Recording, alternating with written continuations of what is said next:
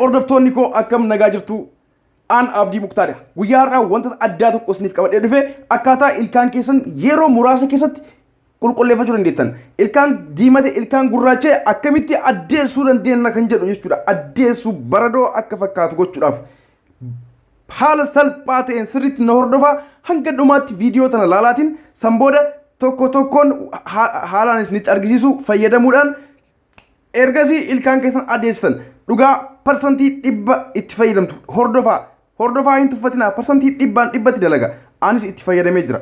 Okay, jalqaba mee kunoo timaatimii qopheeffatan jalqaba irratti timaatim kunoo akkuma argitan kana baay'ee salphaadha jechuudha. Laalaa itti aansuudhaan loomii kun loomiidha. Okay, itti aansee Colgate kunoo kana jechuudha. Okay, kunoo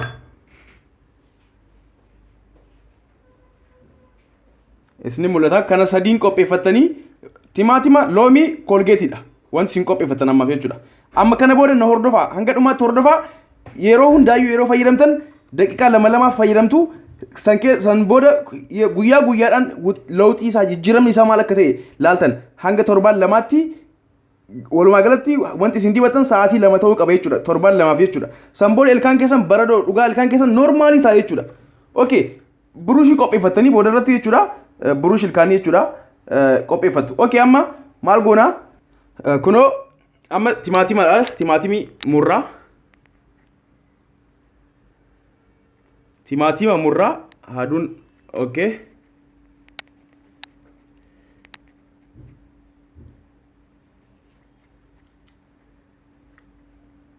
kunoo timaatima kana erga murree booda maal goona bishaan isaa qofa fayyadamna. Bishaan timaatimaa qofa jechuudha.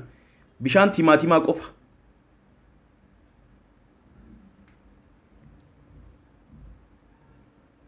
Bishaan isaati suutamatti bishaan isaa fayyadamna. Timaatimni jalqaba xiqqoo sukkuumamuu qaba ture akka bishaan qabaatuuf.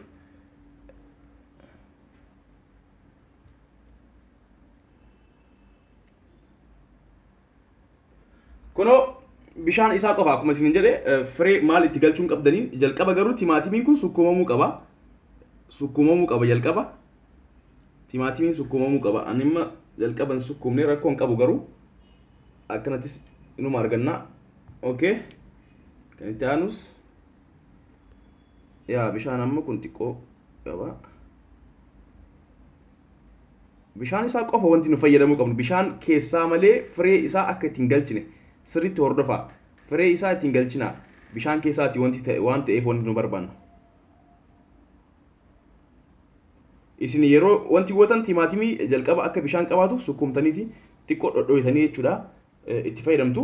Okay, anama mee firee kana xiqqoo keessaa baasu.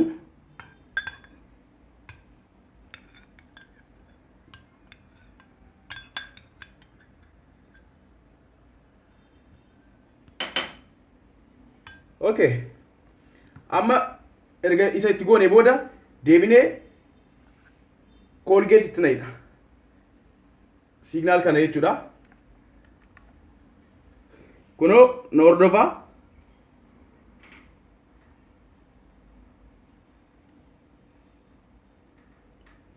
Kunoo amma hagana yoo itti goone gaayaadha.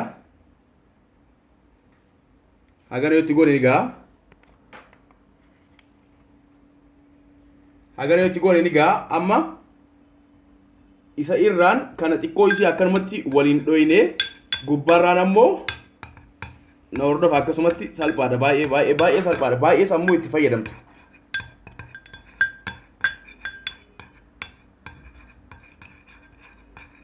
Kana sirriitti waliin dhoytan jechuudha. Sirriitti waliin dhahamuu qaba. Okay, amma loomii itti godha. Loomii bishaan qabdu yoo ta'e filatamaadha.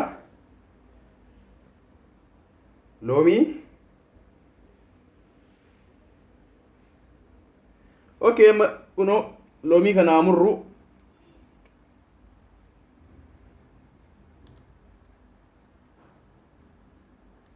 haaduun dhiifama.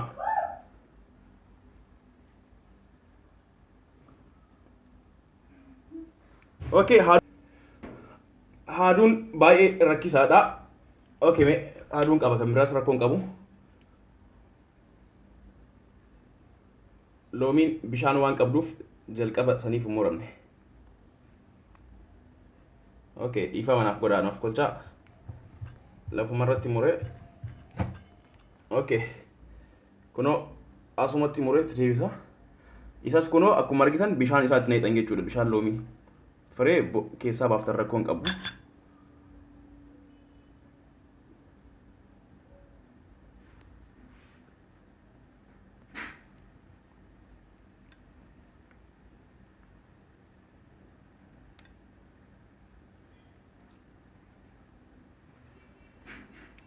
Kuno hangana itti goone fireen kun akkanumatti keessaa baafna. Firee keessa jiru loomii kanas xiqqoo irra daballa.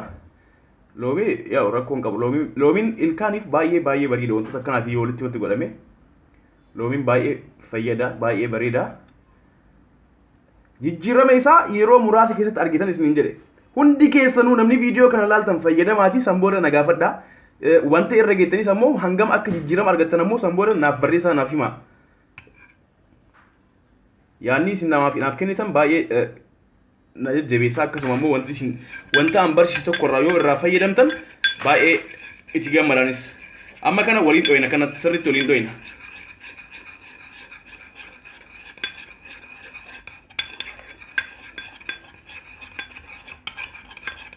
Kunoo amma gubbaarraan gartanii akka wal ga'utti waliin dhahamuu qabaa jechuudha wanti kun.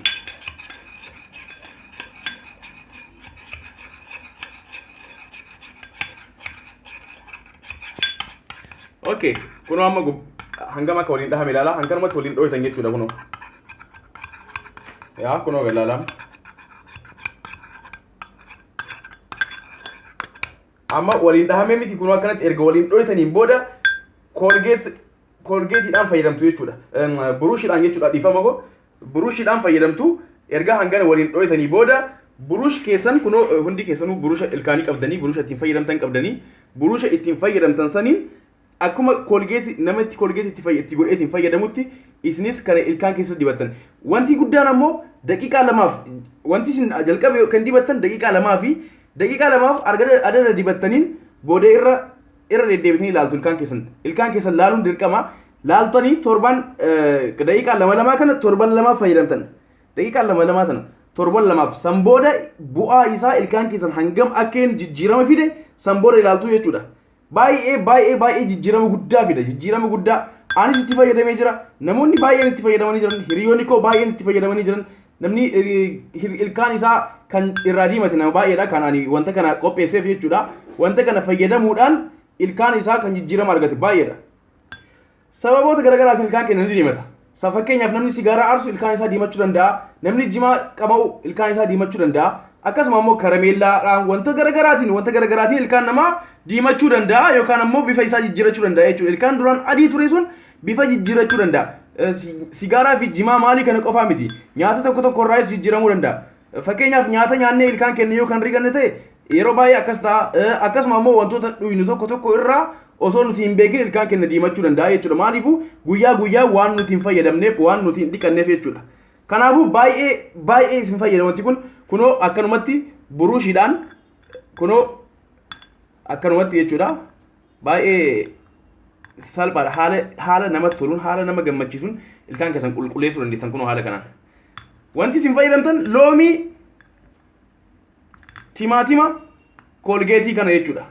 Homaa wanti biraa wanti isin fayyadamtan hin jiru. Kanuma wanti isin fayyadamtan waan biraatii miti. Baay'ee isin fayyada. Namni hundi keessanuu waliif daddabarsaa hiriyoota keessaniif keessaanis waliif ergaa. Hiriyoota keessaniifis gayaa. Wanta kana itti fayyadamtanii erga bu'aa isaa argitanii booda garuu hundi keessanuu naaf barreessuu hin irraanfatinaa. Yoo viidiyoo kana jaalattan like godhaa, subscribe gochuu hin irraanfatinaa. Yoomiyyuu yeroo hundaayyuu viidiyoo tokko immoo dalaynee yoo isin like nuuf gootan nu jajjabeessa. Namni nuuf jalate waan jedhu abdii waan godhannuuf nus Videon sun nu tole jechuudha. Yeroo hundaayyuu wanti garagaraa akka isiniif qopheessinee dhufnu nu fayyada nu godha. Yaada keessan ammoo koomantii jalatti nuuf barreessaa. Iddoo koomantii jalatti wanta barbaadan waan silaa akka isiniif dalagamu isiniif qophaa'u feetan hundaayyuu iddoo sanitti nuuf barreessaa nuun gayaa. Subscribe godhaa channel keenya namni haaroonni dhuftan yoo jiraattan hundi keessanuu subscribe nuuf godhaa nu hordofaa sirritti kana booda yeroo hundaayyuu wantoota akkanaan isiniif dhiyeessinaa kanaan duras akka baratamu barumsa garagaraa isiniif dhiyeessaa turre akkasuma immoo yeroo tokko tokko diraamaa isiniif qopheessaa jirra diraamaa garagaraa isiniif qopheessaa jirra kanaafuu hordoftoonni keenya nagaan nuuf tura wanta kana itti fayyadamaati guyyaa muraasatti isin gaafa jalqabaatis bu'aa argaa deemtan jalqaba ilkaan kanatti rigattan irraa ilkaan keessanitti gaafa rigattan irraa bu'aa argitan jechuudha. Samboda wanta jiru ammoo guyyaa guyyaan na baay'isuu dandeettan gaafa torbaan lama ilkaan keessan adii ta'a jechuu adii pure ta'a. Kanaaf hordoftoonni keenya nagaan naaf tura galatooma baay'ee isin jaladhaa yeroo itti aanutti barnoota itti aanu hanga walitti deebinuuf nagaan tura share like subscribe bye bye.